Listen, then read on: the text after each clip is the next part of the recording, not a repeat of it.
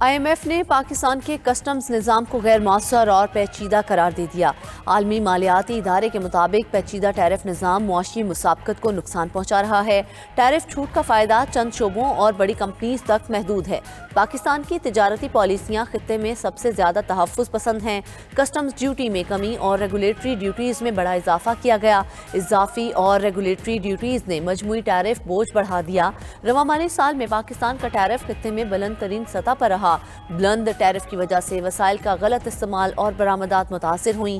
گاڑیوں پر ٹیرف 150% سے زیادہ، زراعت اور خوراک بھی مہنگی ہے۔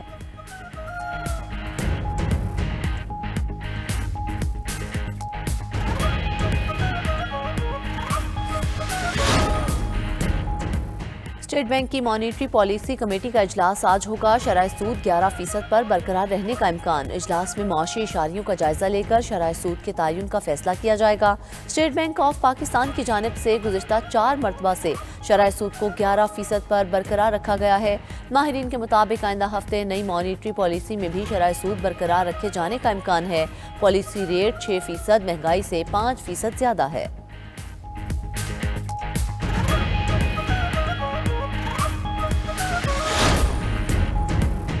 اسلام آباد ہائی کورٹ میں جسٹس طارق جہانگیری متنازعہ ڈگری کیس کی سماعت۔ جسٹس طارق جہانگیری نے کیس سننے والے بینچ پر اعتراض اٹھا دیا۔ چیف جسٹس اسلام آباد ہائی کورٹ نے جسٹس طارق جہانگیری کو مخاطب کرتے ہوئے کہا کہ آپ کو بھی ویسے ہی انصاف ملے گا جیسے کسی اور کو ملتا ہے۔ جسٹس طارق جہانگیری نے دلائل دیے کہ کسی پٹواری کو ایسے کام سے نہیں روکا جاتا جسے جناب نے مجھے روکا ہے۔ سارا ریکارڈ میرے پاس موجود ہے۔ حلف اٹھانے کے لیے تیار ہوں کہ میری ڈگری اصلی ہے۔ کراچی یونیورسٹی نے کہیں نہیں لکھا کہ ڈگری جعلی ہے۔ اسلام آباد ہائی کورٹ نے کراچی یونیورسٹی کے رجسٹرار کو ذاتی حیثیت میں طلب کر لیا۔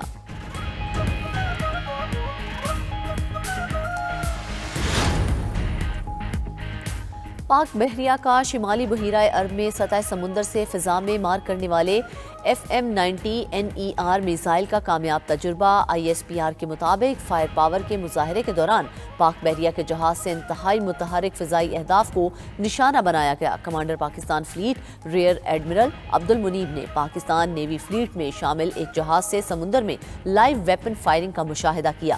کمانڈر پاکستان فلیٹ نے فائرنگ میں شامل افسروں اور جوانوں کے عزم اور پیشہ ورانہ مہارت کی تعریف کی۔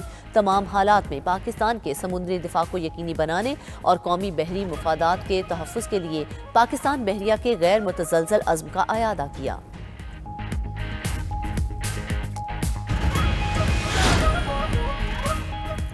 مارکہ حق میں عبرتناک شکست کے بعد بھارتی فوج عالمی منظرنامے پر مذاق بن گئی۔ عالمی افق پر فیلڈ مارشل کی پذیرائی اور بڑھتی مقبولیت جاری۔ مارکہ حق میں شکست چھپانے کے لیے بھارتی عسکری قیادت میڈیا میں شعبدہ بازی اور غیر سنجیدہ طرز عمل میں مصروف ہے۔ بھارتی آرمی چیف اور ایئر فضائیہ پاسنگ آؤٹ پریڈ میں بھی سستی شہرت کے حصول کے لیے باز نہ آئے۔ بھارتی آرمی چیف نے پاسنگ آؤٹ پریڈ گراؤنڈ میں نامعقول انداز میں پش اپس لگائے۔ غیر سنجیدہ حرکات ادارے کی پیشہ ورانہ ساکھ پر سوالیہ نشان اٹھا رہے ہیں۔ بھارتی فضائیہ قیادت بھی سستی شہرت کے لیے احمقانہ حرکات میں پیش ہے۔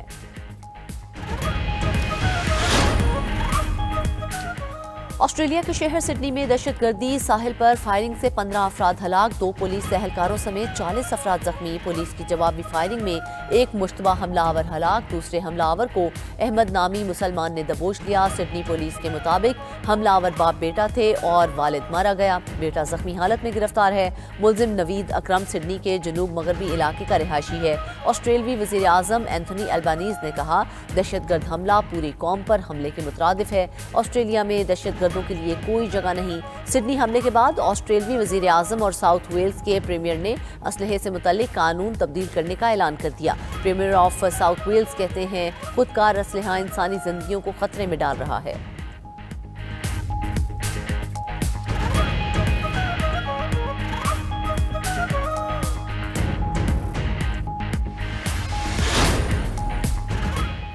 पंजाब में 100 एकड़ अराजी पर झींगों की अफजाइश का तजुर्बा कामयाब। वज़ीर आला मरियम नवाज ने कहा, झींगों की अफजाइश के आजमाइशी और तहकीकी मंसूबे के कामयाब तजुर्बे के बाद बाज़ाब्ता तौर पर सनत का आगाज हो गया। ये अहम कामयाबी पंजाब में ब्लू इकॉनमी के एक नए दौर का आगाज है। मार्च 2026 तक मुजफ्फरगढ़ और सरगोदा में 5300 एकड़ पर मुश्तमिल झींगा स्टेट्स का आगाज करेंगे। मजीद 2600 एकड़ के लिए फिजिबिलिटी स्टडी जारी है। अगले साल के आगाज में किसानों के लिए इस मंसूबे को हतमी शक्ल देंगे।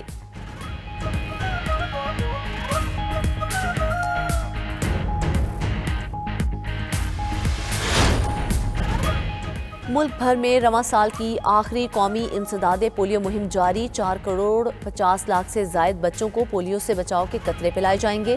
इंसदादे पोलियो मुहिम 21 दिसंबर तक जारी रहेगी।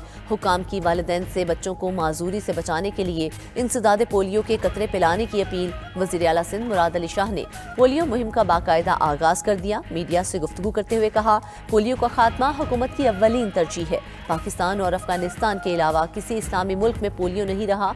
बच्चों को पोलियो वैक्सीन लाजमी पिलवाएं। वज़ीर आला की वालिदैन से अपील।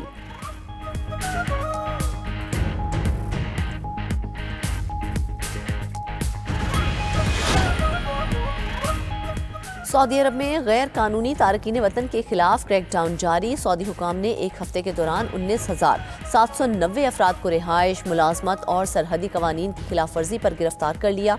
उनमें 12,000 से जायद अफराद रिहायशी कवानीन की खिलाफ वर्जी करते हुए पकड़े गए, जबकि 4,000 से जायद अफराद गैर कानूनी तौर पर सरहद अबूर करने पर गिरफ्तार हुए।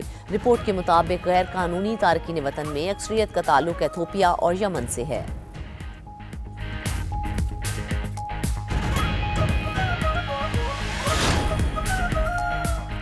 मराकश के साहली शहर साफी में शदीद बारिश से सैलाबी सूरत हाल पैदा हो गई। मुख्तलिफ हादसात में 21 अफराद जाम बहक और 32 जख्मी हो गए। 1 घंटा जारी रहने वाली बारिश ने शहर को डुबो दिया।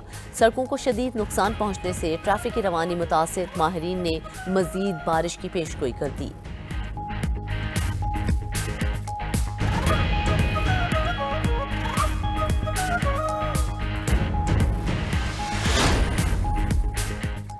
और इंग्लिश प्रीमियर फुटबॉल लीग में मैनचेस्टर सिटी ने क्रिस्टल पैलेस को 3 गोल से शिकस्त दे दी। ऑस्टन विला ने वेस्ट हैम को 3 के मुकाबले में 2 गोल से हराया। ला लीगा में रियल मैड्रिड ने अलावेस को 2-1 से शिकस्त दी। एम्बापे और रोड्रिगो के गोल ने रियल मैड्रिड की जीत को यकीनी बनाया।